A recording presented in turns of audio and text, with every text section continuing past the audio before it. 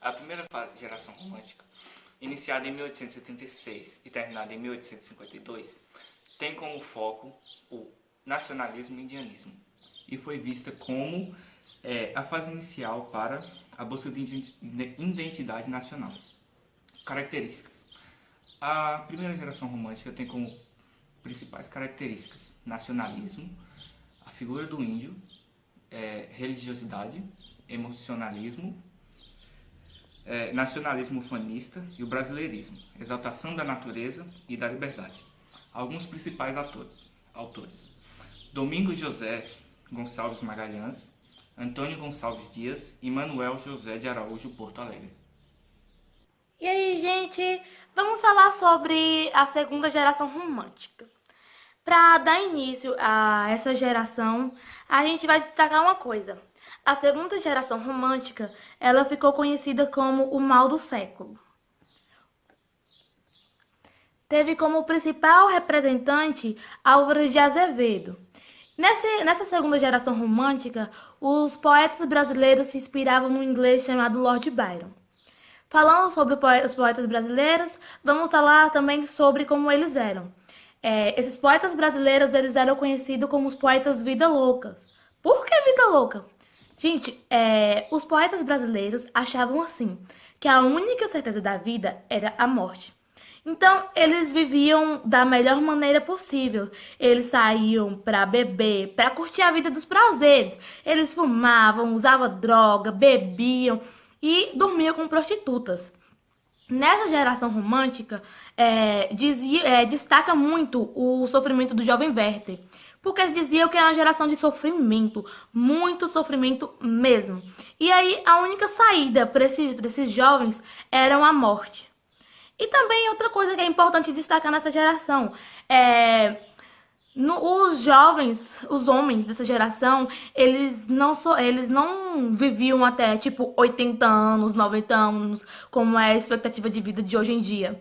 Eles viviam pouco, tipo morriam aos 43, 50, no máximo 60.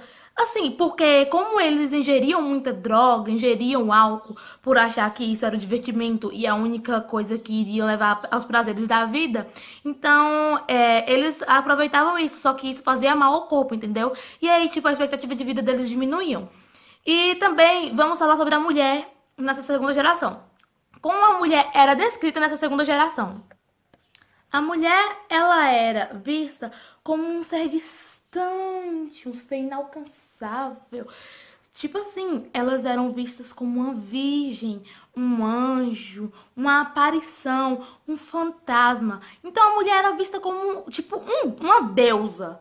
Uma deusa que era, tipo, em um altar. Entenderam?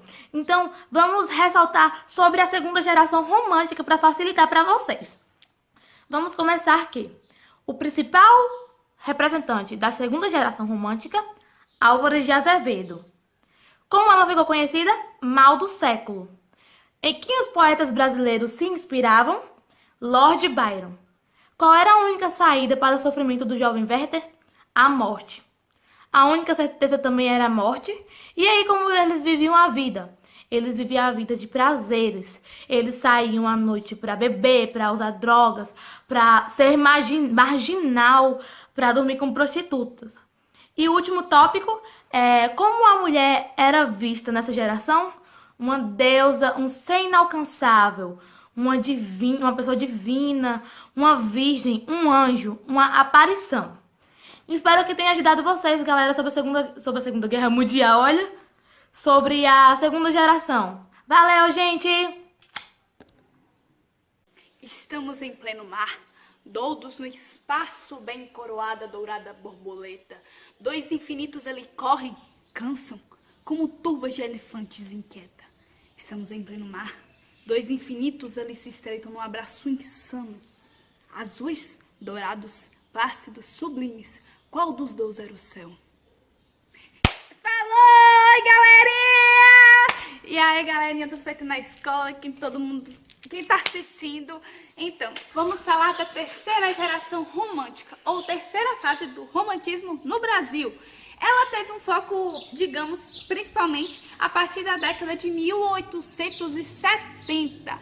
E no que consistia essa geração? Todas as outras nós vimos o que elas prezavam, o que elas simbolizavam, o que elas tinham em foco. Mas a terceira geração tinha o quê? Ela principalmente se tratava da preocupação com problemas sociais, os problemas que ocorriam na sociedade, que não eram poucos. Mas vale ressaltar que o principal, o que teve mais foco, foi a escravidão.